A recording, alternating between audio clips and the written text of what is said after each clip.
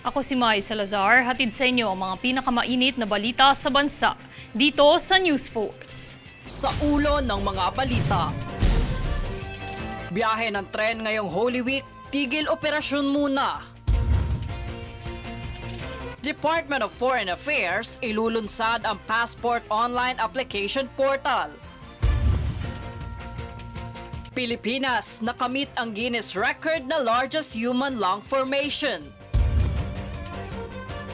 Bureau of Immigration ipinatupad ang online bantay lakbay laban sa paglaganap ng travel scams.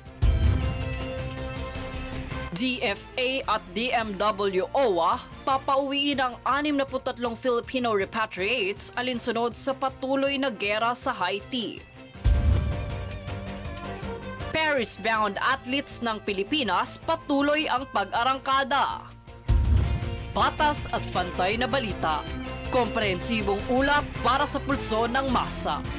Ito ang News Force. Para sa unang balita, sa nalalapit na Semana Santa sa susunod na linggo, mas paiigtingin pa ng PNP ang pagbabantay nito para sa seguridad ng mga mamamayan. Ang detalye yan ang tunghayan sa ulat ni Princess Castro. Alinsunod sa nalalapit na Semana Santa sa susunod na linggo, mas paiigtingin ng Philippine National Police o PNP ang pagbabantay nito para sa seguridad ng mga mamamayan. Kasabay nito ay ang pagpapatupad ng heightened alert status simula sa araw ng palaspas sa darating na linggo, ika-24 ng Marso. Ayon kay PNP Public Information Office Chief Police Colonel Jean Fajardo, ang pagpapatupad ng nasabing status ay karaniwan tuwing Semana Santa para sa lahat ng himpilan ng pulisya sa buong bansa. Ngunit ayon pa sa kanya, nakadepende na sa diskresyon ng mga Police Regional Director kung nais pa nila itong itaas sa full alert status sakaling ito ay kailanganin ng sitwasyong panseguridad sa kanilang nasasakupan.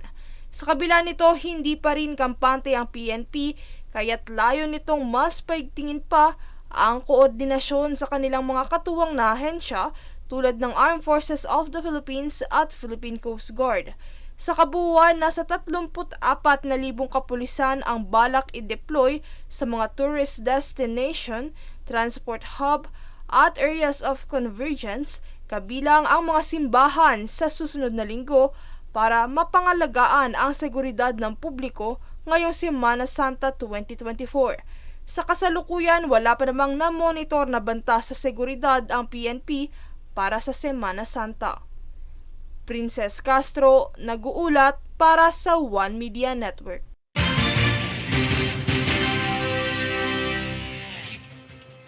Kaugnay pang ulat, nasa higit 2 milyong pasahero ang inaasahang dadagsa sa mga daungan sa bansa ngayong Semana Santa.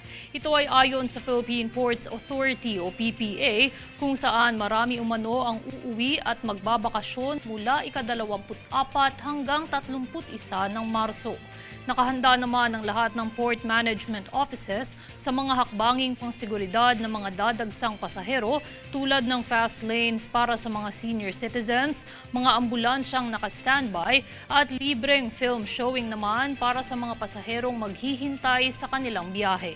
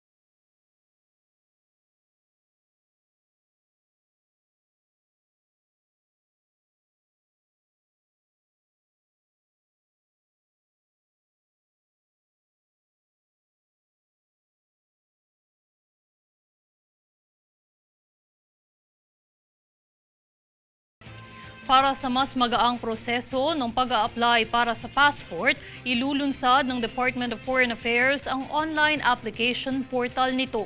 Para sa detalye, narito si Francis Riodique. Mas mapapadali na ang pagkuha ng pasaporte. Ito ay dahil sa ilulunsad ng Department of Foreign Affairs o DFA na online application portal para sa passport.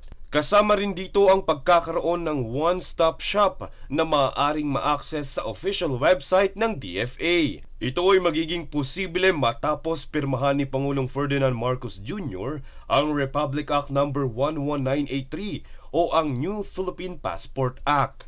Sa ilalim din ng batas na ito ang pagkakaroon ng mga off-site at mobile passport services sa mga tanggapan ng DFA. Mas pabubutihin din ng batas na ito ang pag-accommodate sa mga senior citizens, PWD, buntis, at mga menor de edad na 7 taong gulang pababa. Samantala, ang hindi otorisadong pangungumpiska ng pasaporte na inisyu ng DFA ay papatawan ng hindi bababa sa 12 taong pagkakabilanggo at multang hindi bababa sa 1 milyon o tataas sa 2 milyong piso. Ang maling paggamit naman ng pasaporte at pamemeke nito ay mahaharap sa 15 taong pagkakakulong at multang hindi bababa sa 100,000 at hindi tataas ng 250,000 pesos. Francis Riodique, nag-uulat para sa One Media Network.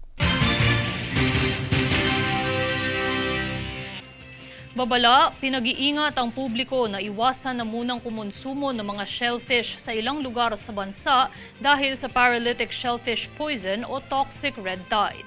Nakatala sa inyong TV screen ang mga lugar na apektado umano ng toxic red tide ayon sa babala ng Department of Health at Department of Agriculture, Bureau of Fisheries and Aquatic Resources. Ilan sa mga shellfish na ipinagbabawal munang kainin ang tahong, talaba, halaan at alamang na mula sa mga naitalang lugar. Samantala, ligtas namang kainin ng mga isda, pusit, hipon at alimango kung ito'y nahugasan at nalinisang maigi bago lutuin.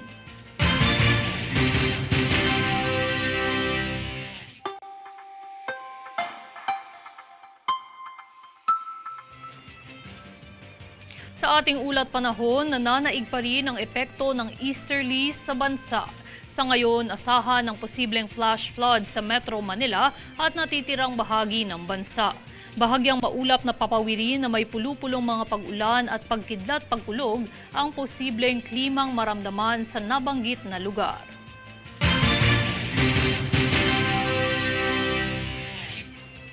Susunod sa News Force. PBBM nilagdaan na ang batas na nagbabawal sa no permit, no exam policy. DILG Secretary Benhur Abalos nakipag-ugnayan sa NCR LGUs para solusyonan ang problema sa trapiko. Pilipinas nakamit ang Guinness record na largest human lung formation.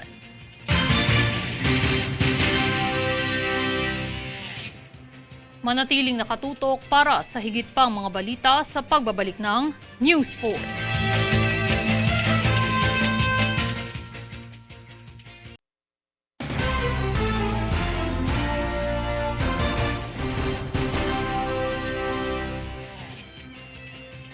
Nilagdaan na ni Pangulong Ferdinand Marcos Jr. ang Republic Act 11984 o ang batas na nagbabawal sa pulisiyang no permit, no exam. Para sa detalye, narito si Francis Riodique. Hindi na mangangamba ang mga estudyanteng hindi pa bayad ang tuition fee na hindi makapag-exam.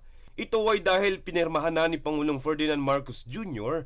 ang Republic Act 11984 o ang Anti-No Permit, No Exam Act. Sa ilalim ng batas na ito, pinapayagan na makakuha ng exam ang mga mahihirap na estudyante kahit hindi pa bayad ang mga tuition fees.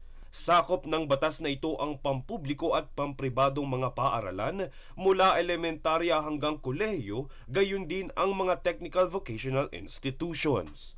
Inaatasan naman ang Department of Social Welfare and Development o DSWD na tukuyin ang mga disadvantaged students. Ito ay upang maisyuhan sila ng certificate na patunay na walang kakayahan ang estudyante na magbayad.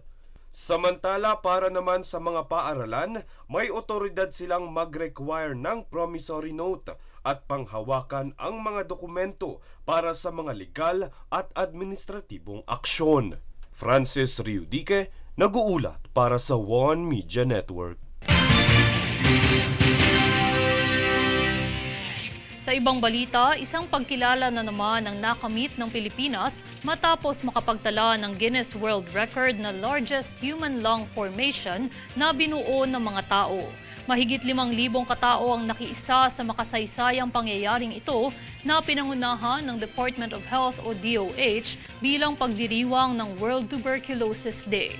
Ito na ang pangalawang beses na nakamit ng Pilipinas ang nasabing Guinness Record.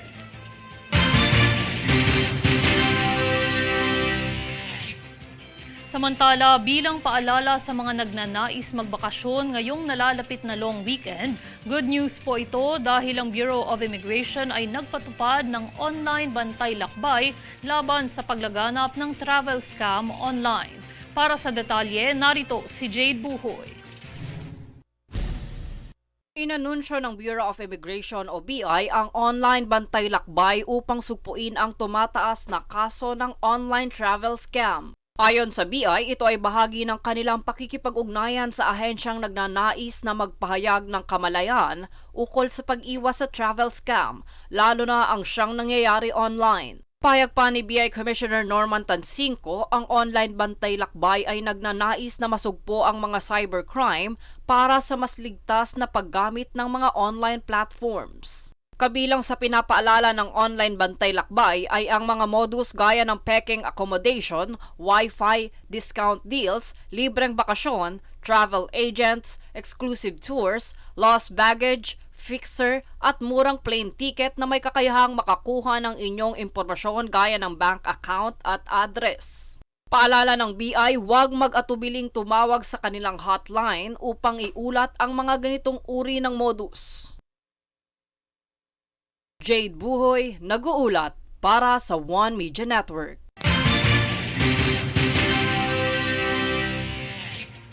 Bilang solusyon sa lumalalang issue ng trapiko sa Metro Manila, nakipag-ugnayan si DILG Secretary Benhur Abalos sa mga lokal na pamahalaan ng bawat lungsod alinsunod sa mga patakaran na nais nilang ipatupad.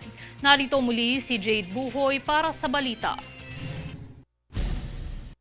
Nagkaroon ng usapan kamakailan sa pagitan ng mga Local Government Unit o LGU sa mga lugar na nabibilang sa National Capital Region o NCR at ni Department of the Interior and Local Government o DILG Secretary Benhur Abalos ukol sa pagsugpo sa mga isyong kaugnay ng trapiko. Ito ay matapos ang pagpapatupad ng mga patakarang ukol sa pagbabawal ng e-trikes at e-bike sa mga national road. Payag ng kalihim pinag-aralan ng ahensya ang mga ito, maging ang speed limit na kinakailangan kasama ng driver's license at pagpaparehistro sa mga ginagamit na sasakyan gaya ng e-vehicles ay kanyang binigyang diin. Bahagi nito, inatasan niya ang mga LGU na maglaan na ng ruta para sa mga electric vehicles o tinatawag na green routes, alinsunod sa EVIDA Law o Republic Act 11697 o Electric Vehicle Industry Development Act. Jade Buhoy, nag-uulat para sa One Media Network. Bilang pakikipag-ugnayan ng Department of Agriculture o DA sa Presidential Communications Office o PCO, nagsagawa sila ng pagbisita sa mga apektadong sakahan sa Oriental Mindoro. Bahagi nito, nagpaabot ng tulong pinansyal na nagkakahalagang 9 milyong piso laban sa epekto ng El Nino. Ayon sa ahensya, mayroong 100 magsasaka ang namamalagi sa mga munisipyong nasa ilalim ng state of calamity, bunsod ng malalang epekto ng tag-init.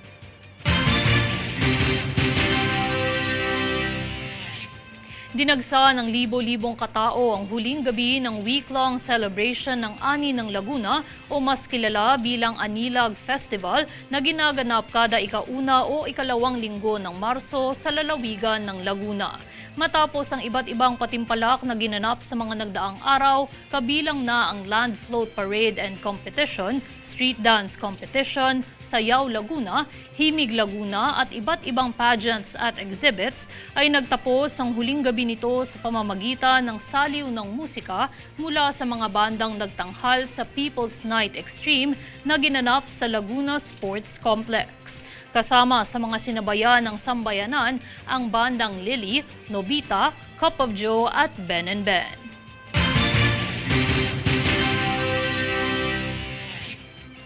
Kumustahin natin ang presyo ng karne at isda sa papalapit na Semana Santa. Yan ang ating tuklasin sa balitang nakalap mula sa One Media Network Naga. Narito si Melvin Machado. Ngunya na nagrarani ang pag-obserbar kang Semana Santa na sa pagtubod ka mga Katoliko, bawal ang pagkakaning karne. Kaya si Maiden San Juan na may stall sa fish section kang Naga City People's Mall, naglalaom na lugod dakol sidang supply nin sira na may stock para mapabakal sa maabot na Biyernes Santo. Alagad ngunyan, dakol pasubot ang supply asin barato pa ang presyo. Ano po, kung medyo mura-mura na-stock na kami. Pag araw kanyan, may mong pwede mag-stock pa, kadakol, mura pa. Next week, halimbawa mga Monday, Lunes Santo, ay kamal na, pwede na kami mag-stock para sa Friday. Ampik kaya na ang Friday.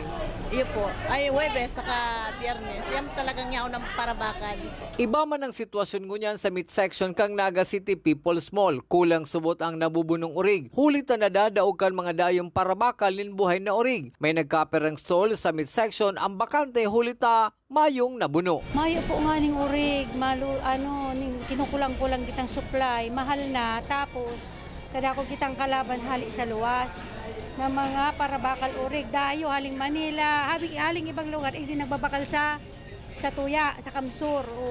Kasi mga biyahero ta, nagsasabay naman lang, daw ang mahal, pero minsan mahal, may pang nakukuha, kaya araw kayo nagtaas ang presyo ng urig. Sa tao kang pag-agrangay kang sa tuyang mga kababayan na halangkaw, ang presyo kang produktong ipinapabakal asin binabakal. Dagos man giraray ang normal na dalagan kang buhay na may kasabay na paglaom na mababago pa ang kamugtakan kan presenteng sitwasyon. Hali sa siyudad kang Naga sa Kabikolan, Melvin Machado, nagbabareta para sa One Media Network.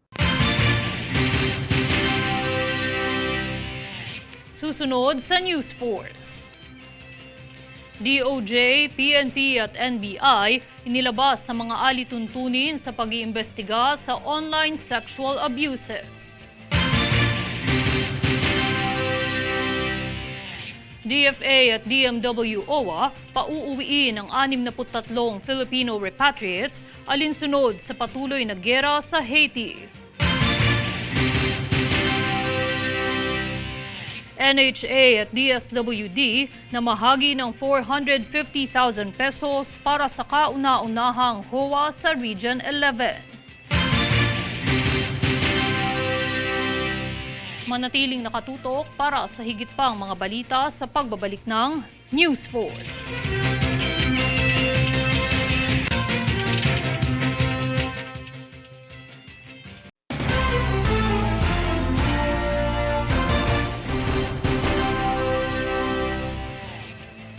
Alinsunod sa lumalawak na mundo ng online, patuloy rin ang paglaganap ng mga masasamang taong nangaabuso at haras sa mga platapormang ito. Kaya't kamakailan ay naglabas ng mga alituntunin at pamamaraan ng DOJ, PNP at NBI upang mapaigting ang pag-iimbestiga sa mga nagkasala. Tunghayan ang iba pang impormasyon sa ulat ni Princess Castro. Sa pangunguna ng Department of Justice o DOJ, ay nagtaas ng mas malinaw na mga pamamaraan o alituntunin ng ahensya alinsunod sa paghawak ng mga online na kaso ng sexual harassment. Inilabas ito ng DOJ kamakailan sa pakikipagtulungan ng Philippine National Police o PNP at National Bureau of Investigation o NBI. Ang alituntuning ito ay ang guidelines in gathering evidence and case build-up of gender-based online sexual harassment o GBOSH. Ang paglulunsad ng GBOSH ay kasabay ng pagdiriwang ng 2024 Women's Month na higit na binibigyang diin ang pangako ng ahensya na protektahan ang kababaihan at lahat ng Pilipino mula sa online sexual harassment. Sa ilalim ng guidelines na ito, bubuo ng mas malinaw na mga protokol at pamantayan para sa pagtanggap ng mga reklamo, pagtugon sa mga insidente at pagkolekta ng ebidensya sa mga sexual na pang-aabuso at harassment sa online platforms.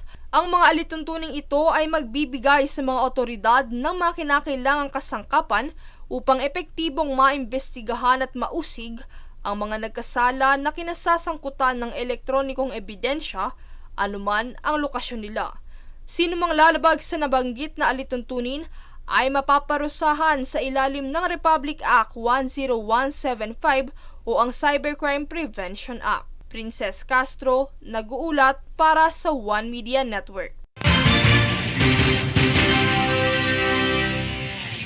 Inanunsyo ng Department of Foreign Affairs o DFA at Department of Migrant Workers and Overseas Workers Welfare Administration o DMW-OWA na hindi bababa sa 63 Pilipino sa Haiti ang inaasahang papauwiin sa gitna ng patuloy na sigalot sa bansang Caribbean dahil sa marahas na aktibidad ng gang.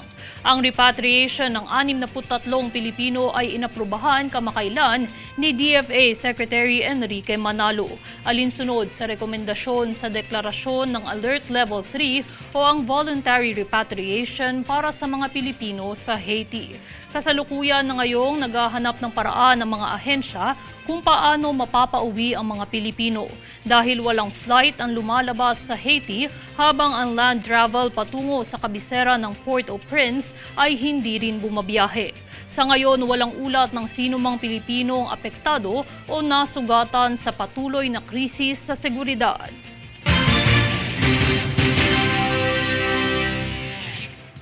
Namahagi ng 450,000 piso ang National Housing Authority o NHA at Department of Social Welfare and Development o DSWD para sa kauna-unahang Homeowners Association o HOA beneficiaries ng ahensya sa Region 11. Ang tulong pinansyal na ito ay sa ilalim ng Sustainable Livelihood Program ng Memorandum of Understanding ng NHA at DSWD ng rehiyon noong Oktubre taong 2022 para sa Mount Terrace Village Homeowners Association.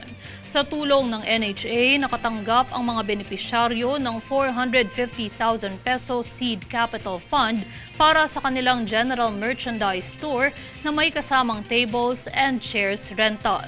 Dagdag pa rito ay layon din itong masiguro ang maayos na kita ng asosasyon at mapalago ang kanilang negosyo.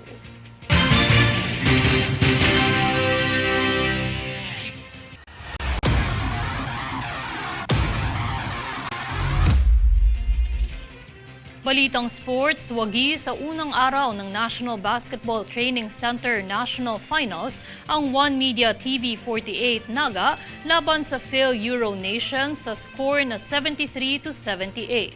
Denomina ng One Media Naga ang koponan mula New Zealand sa pangunguna ni JV Lavandero na may 10 points, 15 rebounds, 3 steals at 7 offensive rebounds. Umabot sa 17 puntos ang pinakamalaking lamang ng One Media Naga sa second quarter. Pinilit humabol ng Phil Euro Nation sa third quarter, ngunit hindi nito kinaya ang patuloy na pagpapaulan ng puntos ng One Media Tigers.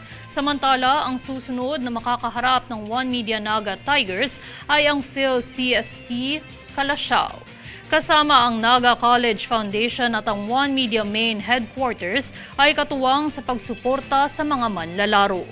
Masaya, no? Kasi we are not just bringing the honor to One Media, but also the whole of Bicol. Magandang balita din sa buong Bicol. Ibig sabihin, nakakalaban na ang mga Bicolano sa international level. We're very happy na nakapasok kami sa National Finals and yung mga players ko, yung pangarap nilang makapaglaro sa MOA Arena, natupad na.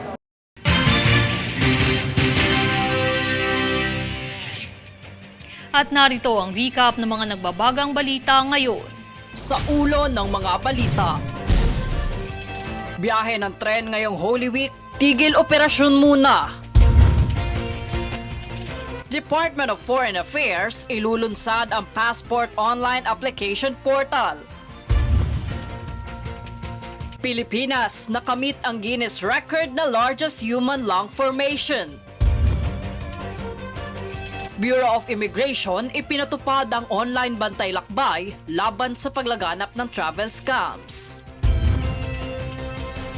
DFA at DMW OWA papauwiin ang 63 Filipino repatriates alinsunod sa patuloy na gera sa Haiti. Paris-bound athletes ng Pilipinas patuloy ang pag-arangkada. Patas at pantay na balita. Komprehensibong ulat para sa pulso ng masa. Ito ang News Force. At yan ang pinakamainit na mga balita ngayong araw. Manatiling nakatutok sa aming mga ulat at updates sa aming Facebook page, facebook.com/OneMediaNetwork. Ako si Mai Salazar at ito ang News 4.